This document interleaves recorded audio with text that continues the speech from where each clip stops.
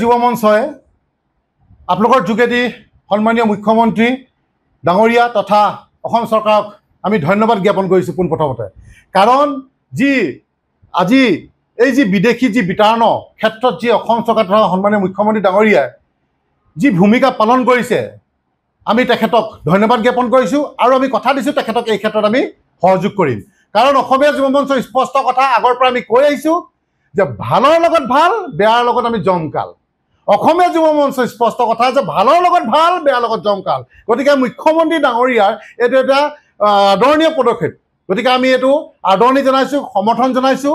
গতিকে আমি এটা কথা খালি আমি মুখ্যমন্ত্ৰী ডাঙৰীয়াক আমি ক'ব বিচাৰিছোঁ, তেখেতে বিদেশীৰ ক্ষেত্ৰত 1951 চনৰ ঠাইত 71 চন কৰিলে অসমত, আজি ভাৰতবৰ্ষৰ সকলো ৰাজ্যত আমি দেখিবলৈ পাইছোঁ যে 51 চনে আছে। কিন্তু এই বস্তুটো যদি অসমতো যদি 71 চনটো কাটি পেলাই 51 চন কৰিব পাৰি, সেইটো আমি তেখেতক আপোনালোকৰ যোগেদি অনুৰোধ জনাইছোঁ। আৰু এটা কথাই ক'ব বিচাৰিছোঁ যে অকল এই 50টা 100টা 200টাতে তেখেতে বাংলাদেশ বিতৰণৰ ক্ষেত্ৰত শেষ কৰিলে নহ'ব, পুলি পোখাই শেষ কৰিবৰ বাবে আমি তেখেতক আহ্বান জনাইছোঁ। প্ৰয়োজন হ'লে আমি বাৰম্বাৰ কৈছোঁ অসমীয়া যুৱ মঞ্চৰ তেখেতৰ লগত সম্পূৰ্ণ সহযোগিতা থাকিব।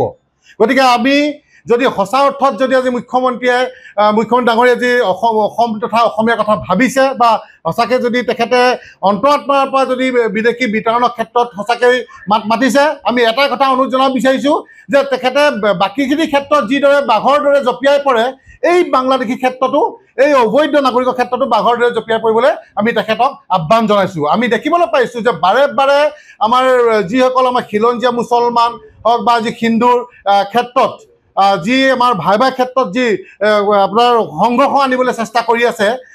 আজি দেখিছোঁ যে আমাৰ মন্দিৰ হওক বা আজি নামঘৰত তেওঁলোকে আজি গৰুৰ মাথা বা গৰু মাংস আজি থৈ পেলাই তাত থৈ দি আজি আমাৰ মাজত, আমাৰ ভাই ভণ্টিৰ মাজত, আমাৰ খিলঞ্জীয়া মুছলমান হিন্দুসকলৰ ভাই মাজত সংঘৰ্ষ সৃষ্টি এটা চেষ্টা কৰি আছে, এইটো কিন্তু মানি লোৱা নহ'ব।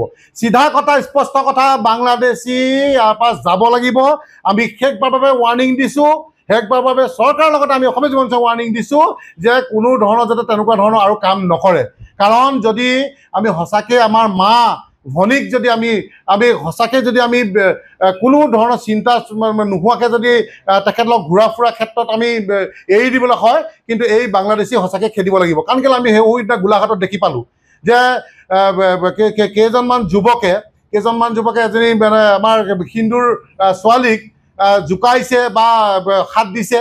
গতিকে তেনেধৰণৰ এইবিলাক যদি আমি সঁচাকৈ নাইকিয়া কৰিবলৈ হয়, এইখিনি কিন্তু আমি সঁচা অৰ্থত এই বাংলাদেশীক কিন্তু ইয়াৰ পৰা খেদি পঠিয়াব লাগিব। কাৰণ কেলৈ আজি চুৰ বুলি ক'লে আজি অবৈধ বাংলাদেশী, ডকাইত বুলি ক'লে অবৈধ বাংলাদেশী, ড্ৰাগছৰ ক্ষেত্ৰত দেখিব ড্ৰাগছত জড়িত থাকে অবৈধ বাংলাদেশী, গৰু মহ সকলোতে তেওঁলোকে জড়িত থাকে। গতিকে আজি এটা কথা, চিধা কথা অসমীয়া যুৱ মঞ্চৰ যে অসমখন আপোনাৰ বিদেশী চৰণীয়া পথাৰ হ'ব দিব নোৱাৰোঁ। চিধা কথা, স্পষ্ট কথা আপোনালোকৰ যোগেদি আজি কৈ দিছোঁ, অসমখন বিদেশী চৰণীয়া পথাৰ হ'বলৈ দিব নোৱাৰোঁ আৰু নিদিওঁ জীয়াই থকালৈকে। আমি জীয়াই থকালৈকে বা মুখ্যমন্ত্ৰী জীয়াই থকালৈকে, এইখন অসম চৰকাৰ থকালৈকে কিন্তু আজি বাংলাদেশী ক্ষেত্ৰত আমি কিন্তু কোনো ধৰণৰ কম্প্ৰমাইজ নকৰোঁ, চিধা কথা। আজি ধুবুৰীত আজি সন্ধান দিবলগীয়া পৰিস্থিতি হ'ল, কাশ্মীৰত আগত আমি সেইবোৰ দেখা পাইছিলোঁ শিলগুটি দলীয় পুলিচ প্ৰশাসনৰ ওপৰত, আমাৰ হিন্দুসকলৰ ওপৰত, কিন্তু আজি দেখা পালোঁ আমাৰ অসমত। গতিকে মুখ্যমন্ত্ৰী ডাঙৰীয়াই আজি ধুবুৰী ক্ষেত্ৰত আজি আইন প্ৰযোজ্য কৰিছে, আমি তেখেতক ধন্যবাদ জনাইছোঁ। কঠোৰ শাস্তি দিবলৈ কাৰণে আমি তেখেতৰ লগত আছোঁ।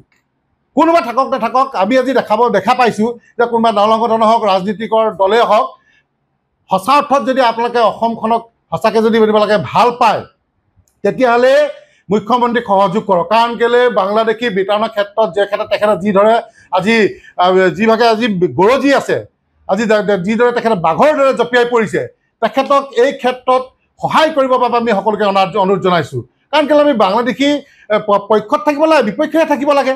কাৰণ আজি সেইখিনিৰ কাৰণে আজি আমাৰ মা ভণ্টিৰ কাৰণে আমি চিন্তা কৰিবলগীয়া হৈছে। আমাৰ কাশ্মীৰৰ দৰে আজি অসমখন আজি সৃষ্টি হ'বলৈ গৈছে।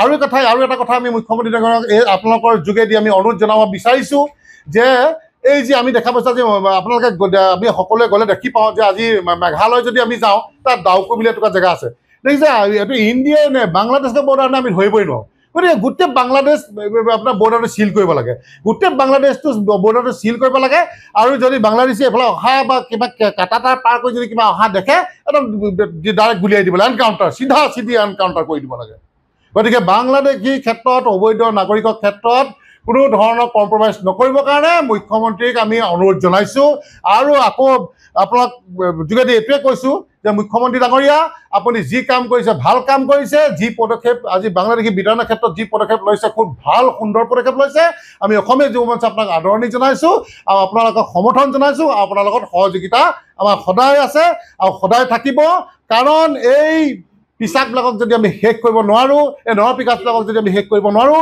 আমাৰ অসমখন খুলি খাব অসমখন শেষ কৰি দিব আমাৰ খিলঞ্জীয়া মুছলমান যিসকল আছে আমাৰ হিন্দুসকলৰ লগত যি সংঘৰ্ষ লগাবলৈ বাৰে চেষ্টা কৰি আছে মন্দিৰ বা নামঘৰ গৈ পেলাই যে গৰু কাটি পেলাই গৰু মাথা থৈ দিয়ে ক'ত গৰু মাংস থৈ যি আমাৰ মৰম চেৰে শেষ কৰিবলৈ গৈ আছে ইয়াত কিন্তু খিলঞ্জীয়া মুছলমানসকলকো এই যি মিয়া বাংলাদেশীসকল আছে এইসকলক কিন্তু সহযোগ কৰিবলৈ আমি একদম সহযোগ নকৰিবৰ কাৰণে আমি আহ্বান জনাইছোঁ অসমীয়া যুৱ মঞ্চই পৰাপক্ষত তেখেতলোকক মুখ্যমন্ত্ৰীয়ে সহযোগ কৰক আৰু আমাকো সহযোগ কৰক আমিও মুখ্যমন্ত্ৰীক যেনেকৈ সহযোগ কৰিছোঁ আমাৰ অসমবাসী ৰাইজে সকলোৱে সহযোগ কৰক যিসকলে সঁচাকৈ আই মাতৃক ভাল পায় অসমক ভাল পায় আমাৰ মা ভনীক ভাল পায় গতিকে এই ক্ষেত্ৰত সহযোগ কৰক মুখ্যমন্ত্ৰী ডাঙৰীয়াক সহযোগ কৰক আৰু